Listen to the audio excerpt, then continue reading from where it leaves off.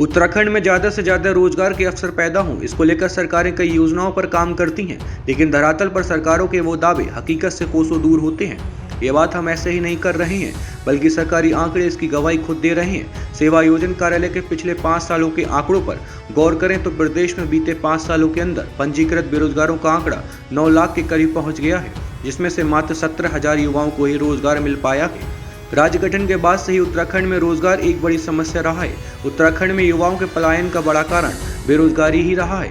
उत्तराखंड में 31 जनवरी 2024 तक शिक्षित बेरोजगारों की संख्या 8,83,346 तक पहुंच गई है, जिसमें से सबसे ज्यादा तकरीबन 1 लाख पोस्ट ग्रेजुएट युवा हैं। जरा भाजपा प्रवक्ता कमलेश रमन से इस पर प्रतिक्रिया भी सुनिए।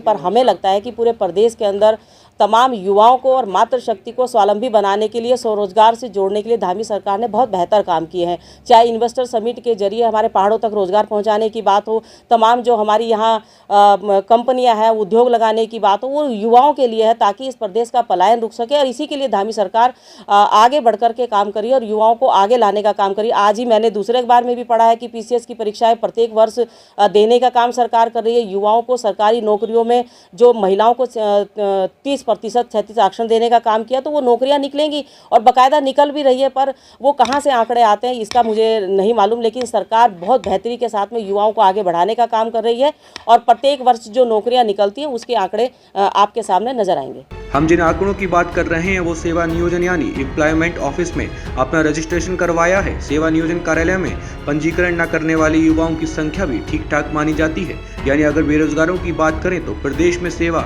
नियोजन विभाग के आंकड़े से कई ज्यादा युवा बेरोजगार होंगे।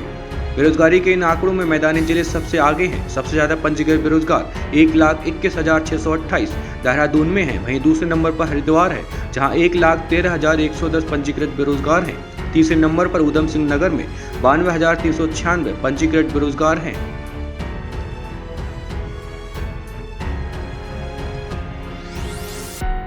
डाउनलोड करें देवभूमि इनसाइडर।